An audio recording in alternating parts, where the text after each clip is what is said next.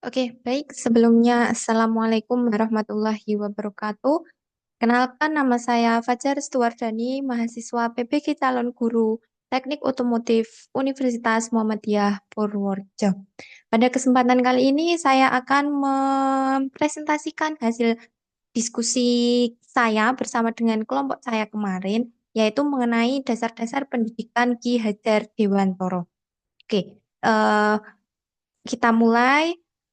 Yang pertama, sebenarnya apa itu pendidikan? Apa sih pendidikan itu? Ya, eh, menurut Ki Hajar Dewantoro, bahwasanya pendidikan itu ialah tuntunan, tuntunan dalam hidup tumbuh anak-anak dengan menuntun segala kodrat yang ada pada anak-anak. Jadi dengan pendidikan kita dapat menuntun kodrat yang sudah dimiliki oleh seorang anak. Nah, eh, kita lanjut ke slide berikutnya. Ya, yang perlu kita garis bawahi adalah pendidikan adalah sebagai tuntunan dalam hidup tumbuh anak-anak. Oke, kemudian, nah, apa sih sebenarnya kodrat pada anak itu? Nah, kodrat pada anak itu mencakup semua sifat, potensi, maupun karakteristik dasar yang dimiliki oleh setiap individu. Nah, yang dimiliki setiap individu ketika eh, sejak mereka lahir, baik itu potensi, kemudian karakteristik karakteristik dasar dan sifat. Lalu, bagaimana peran pendidik dalam menuntun kodrat sang anak tersebut? Nah, di sini peran pendidik yaitu adalah menuntun tumbuh atau hidupnya kekuatan kodrat yang sudah dimiliki. Semisal yang awalnya tadi mungkin anak tersebut memiliki kodrat bahwasanya dia adalah seorang yang pekerja keras.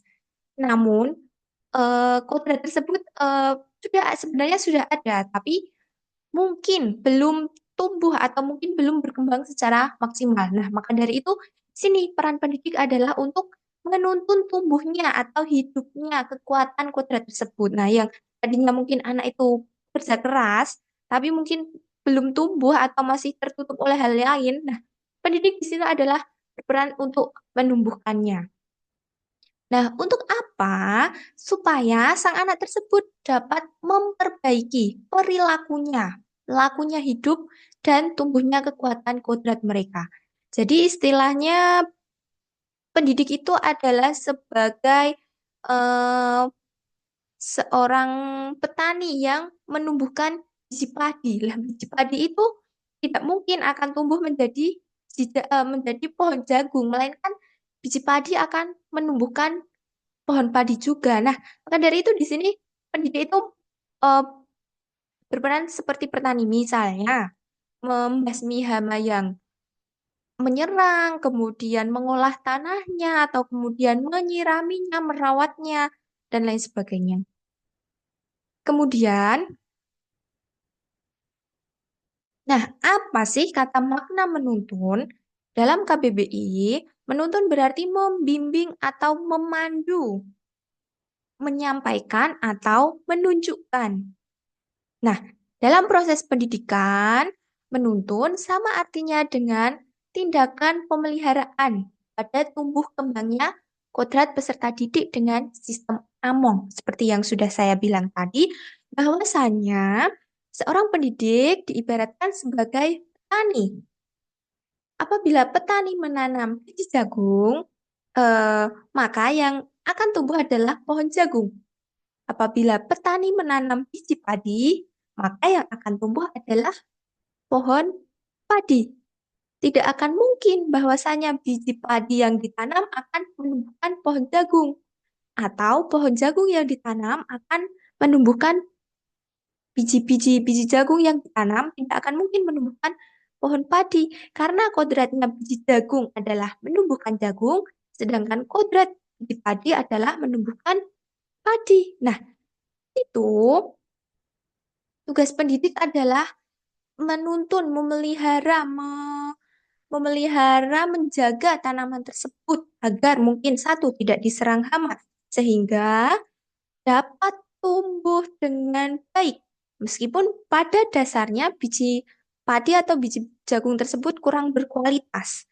Namun karena ketelatenan seorang petani, biji tersebut akan dapat tumbuh daripada biji yang sudah berkualitas hanya disebar dan didiamkan saja tanpa adanya perawatan. Begitu juga dengan peserta didik. Orang pendidik harus dapat menuntun peserta didiknya agar peserta didik dapat tumbuh berkembang sesuai dengan kodrat yang sudah ada. Nah, menuntun dalam pendidikan menggunakan sistem Among. Apa itu sistem Among?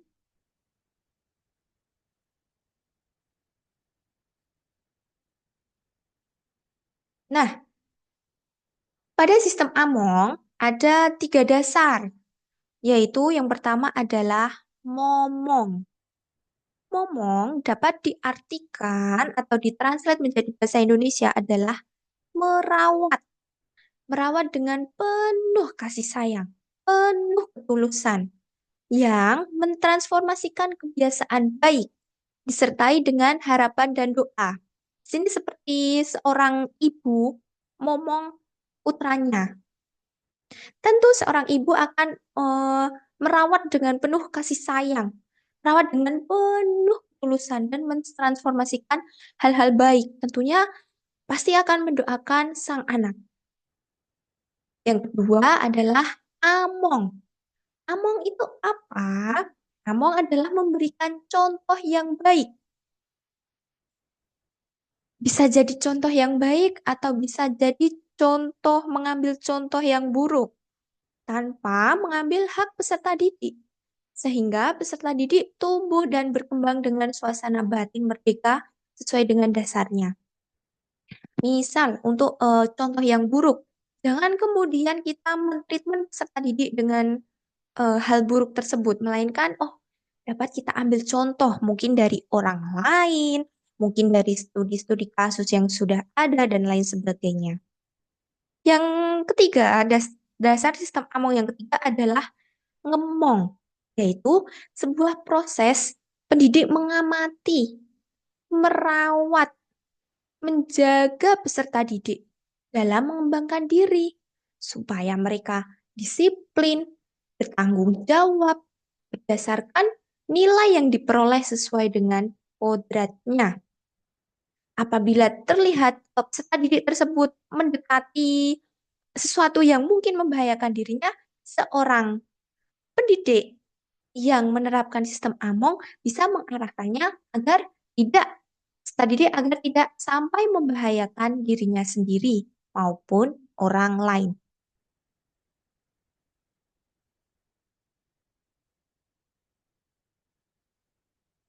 Kemudian, kata menuntun dalam proses pendidikan.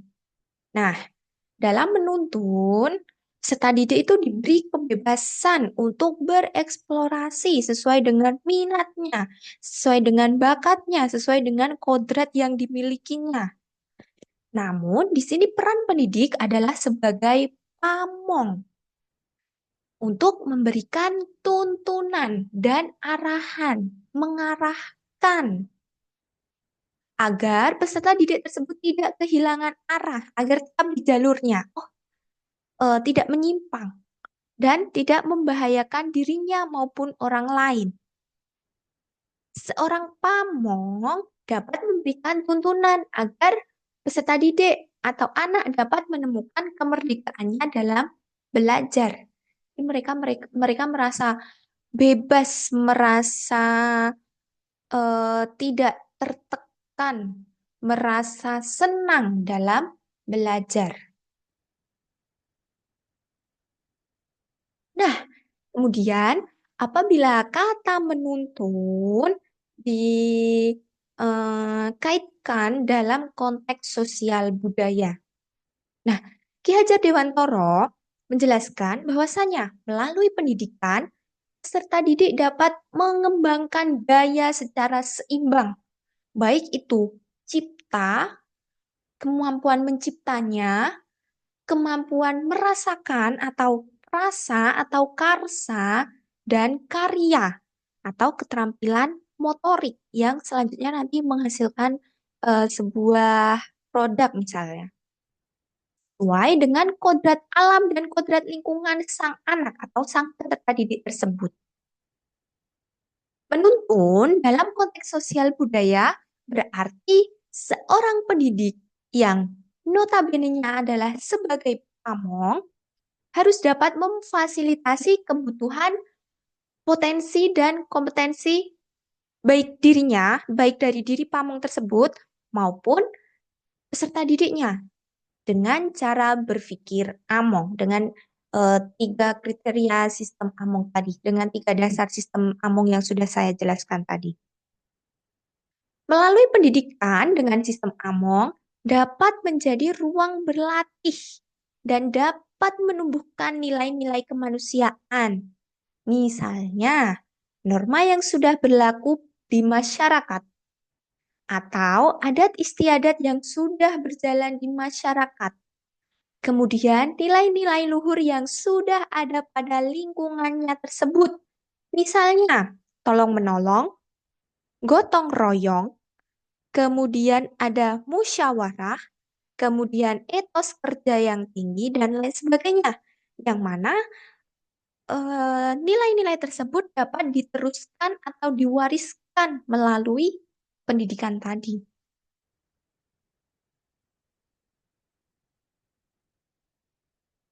Nah, contoh pendidikan dengan konteks budaya.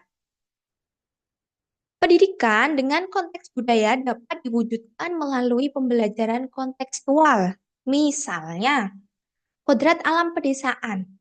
Kebetulan asal saya dari Magelang, kodrat alam pedesaan, mungkin di situ ada budaya yang namanya nyadran.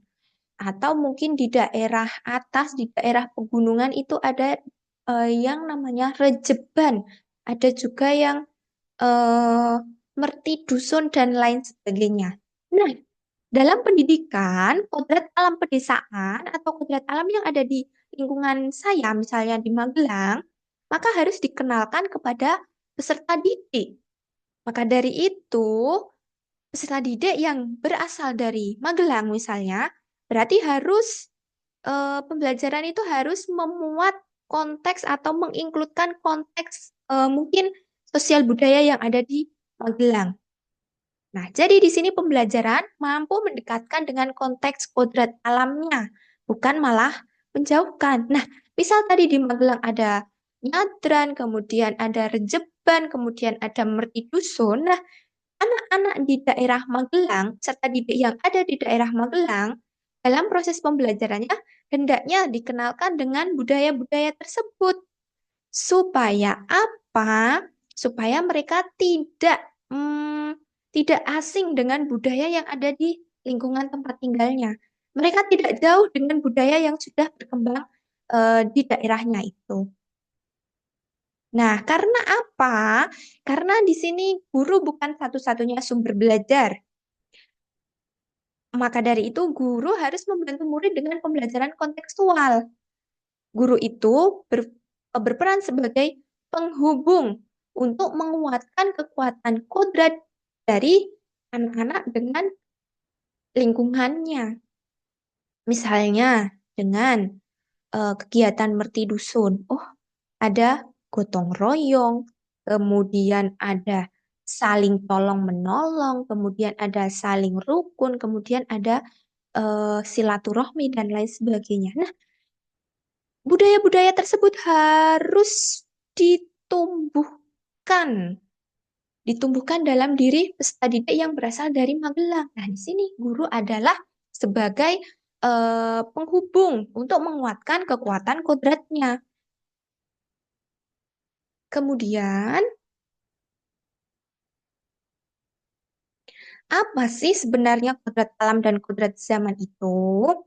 Kodrat alam dan kodrat zaman itu berkaitan dengan SBII atau yang kita kenal dengan sifat, bentuk, isi, dan irama. Oke, kita mulai dari kodrat alam terlebih dahulu. Kodrat alam berkaitan dengan sifat dan bentuk lingkungan di mana anak itu berada. Bisa jadi itu dari lingkungan keluarga maupun lingkungan masyarakat yang ada di sekitar. Nah, di sini tugas pendidik yaitu menghidupkan dan menggerakkan kekuatan atau kodrat yang sudah melekat pada peserta didik. Seperti yang dicontohkan tadi, oh ada kegiatan merti dusun. Nah, maka dari itu pendidik harus menumbuhkan atau mengenalkan atau bahkan mungkin mengikut sertakan peserta didik dalam kegiatan merti dusun. Contohnya, ketika saya sempat mengajar di satu sekolah swasta yang ada di daerah Magelang, saat itu ada salah seorang guru yang bernama Ibu Diah. Ibu Diah itu berasal dari daerah Sawangan, daerah pegunungan, yang mana di daerah Bu Diah tersebut masih atau masih kental dengan kegiatan atau ada kegiatan atau ada budaya yang bernama rejekan.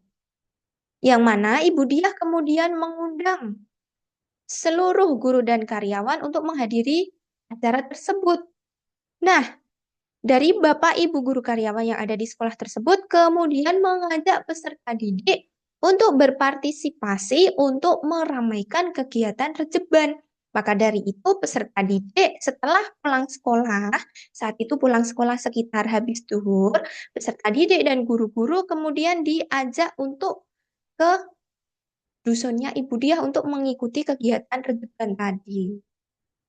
Supaya apa? Di sini bertujuan supaya yang pertama, kegiatan rejeban tersebut dapat diteruskan atau diwariskan, kemudian mengenalkan kegiatan rejeban kepada peserta didik generasi sekarang yang mungkin tidak tahu apa itu kegiatan rejeban. Di sana itu ngapain aja? Mereka tidak tahu. Maka dari itu, eh, sekolah mengenalkan kegiatan rejeban itu dengan mengajak guru, karyawan, dan peserta didik untuk menghadiri acara rejeban di dusunnya Ibu Diah. Kemudian, untuk kodrat zaman itu berkaitan dengan isi dan irama. Zaman antara saat saya lahir, tahun 90-an, tahun 2000, kemudian sekarang 2021, zaman tersebut sangatlah berbeda, sangat berkembang, sangat berjalan dengan dinamis, selalu berubah. Meskipun kita tidak menginginkan perubahan, namun perubahan itu akan datang dengan sendirinya, dengan perubahan zaman tadi. Nah, yang mana mungkin contohnya dulu di tahun 90-an, HP belum sebanyak sekarang. Sedangkan di tahun 2024 ini, HP sudah seperti menjadi bagian kehidupan dari orang-orang zaman sekarang. Nah, dengan kemajuan teknologi tadi, dengan sangat mudahnya informasi yang didapat, perubahan yang sangat dinamis, tentu kita harus mempersiapkan diri untuk menghadapinya. Nah, selain kita yang mempersiapkan diri, kita juga harus mampu menyiapkan peserta didik untuk apa? Untuk beradaptasi dengan perubahan zaman supaya tidak timbul rasa gelisah ketika kita berada di zona nyaman nih. Kita berada di zona nyaman, kemudian ada perubahan yang tiba-tiba. Nah, apabila kita tidak mengikuti perubahan tersebut, tentu kita akan yang pertama mesti ketinggalan. Dan selanjutnya kita akan merasa gelisah karena kita tidak mampu beradaptasi, tidak open-minded dengan perubahan yang terjadi. Nah, apabila kita sudah open-minded, sudah bersiap untuk menghadapi perubahan zaman, maka kita dapat hidup berdampingan dengan perubahan zaman yang ada. Dengan catatan tetap berpegang teguh pada budaya dan kearifan lokal bangsa Indonesia. Contohnya, ketika dulu saya mungkin masih menduduki bangku sekolah dasar, masih banyak melakukan permainan-permainan tradisional seperti egrang, kemudian gobak sodor, kemudian ada main bola bekel, kemudian ada lagi main dakon dan lain sebagainya. Nah, mungkin berbeda dengan anak yang zaman sekarang. Mereka sudah bermainnya menggunakan HP. Maka dari itu, kita sebagai peserta didik mengenalkan, bisa mengenalkan permainan tradisional itu. Untuk apa? Supaya peserta didik yang kita ampu itu tidak melulu berpatok atau menjadikan HP sebagai bagian dari hidupnya. Padahal kegiatan-kegiatan atau permainan-permainan tradisional yang lain masih banyak, masih eh, mengasihkan. Oke, kemudian misalnya kodrat alam untuk anak-anak. Oke, di sini anak-anak masih gemar untuk bermain, bersuka cita, mungkin untuk duduk terlalu lama, anak-anak belum bisa. Nah, maka dari itu ketika duduki bangku taman kanak-kanak atau mungkin kelompok bermain, nah mereka diajarkan atau dikuatkan kodrat alaminya, yaitu senang bermain. Ya, pembelajaran yang dilakukan adalah dengan bermain. Seperti itu. Untuk kodrat zaman, sekarang anak zaman sekarang sudah menjadikan HP, sudah mengenal HP. Nah, mungkin dengan bimbingan atau tuntunan dari seorang guru, seorang pamong, ataupun bahkan orang tua, boleh anak dikenalkan dengan HP supaya mereka tidak ketinggalan zaman. Namun tetap harus diberi pantauan dan pengarahan. Seperti itu. Kemudian, relevansi pemikiran-pemikiran Ki Hajar Dewantara yang tadi dengan pendidikan yang memerdekakan serta didik itu sebenarnya seperti apa sih? Nah, dikatakan di sini bahwa pendidikan adalah sebuah proses budaya, bukan hanya pengajaran, bukan hanya mentransfer ilmu pengetahuan saja. Namun, dengan pendidikan mengajak anak untuk memiliki karakter dan kepribadian yang baik dan secara nyata untuk menghadapi hidup dan penghidupan. Misalnya, pendidikan yang memuliakan anak itu yaitu guru harus menghamba. Maksudnya menghamba di sini apa?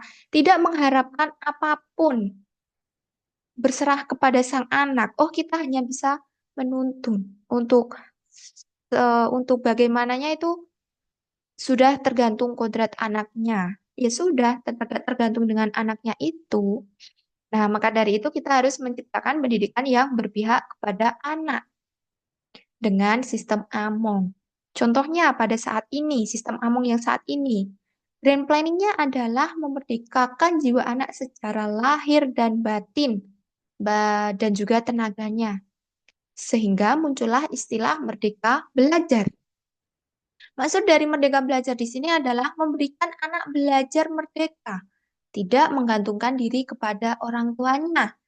Misalnya, ketika anak SMP sudah lulus, dia itu kepengen sudah memiliki bakat masak, sudah senang dengan kuliner-kuliner. Nah, di sini setelah itu peserta didik tersebut harus diarahkan untuk melanjutkan pendidikan sesuai dengan minatnya, sesuai dengan kodratnya. Tidak mungkin anak yang memiliki hobi atau ketertarikan atau bakat di bidang memasak diarahkan untuk menjadi seorang montir. Nah, maka dari itu di sini anak belajar merdeka, tidak menggantungkan diri kepada orang tuanya, harus bisa mengenali potensi dirinya dengan bantuan seorang guru pamong. Misal anak ingin melanjutkan di sekolah kuliner misalnya, tapi orang tua tidak mengendak, tapi anak tersebut manut orang tuanya. Ah, saya tak manut ibu mawon, saya tak ikut apa kata ibu aja. Padahal anak tersebut sudah memiliki bakat yang luar biasa, namun masih menggantungkan diri ke orang tuanya. Nah, di sini makanya dengan sistem Among memberikan anak kesempatan untuk belajar merdeka, alias tidak menggantungkan dirinya kepada orang tua. Anak dapat menentukan pilihannya sendiri sesuai dengan bakat, sesuai dengan minat yang dimilikinya. Merdeka sesuai dengan kodratinya. Ih, terima kasih. Mungkin cukup sekian yang dapat saya sampaikan. Apabila ada kurang dan lebihnya, saya mohon maaf. Terima kasih. Assalamualaikum warahmatullahi wabarakatuh.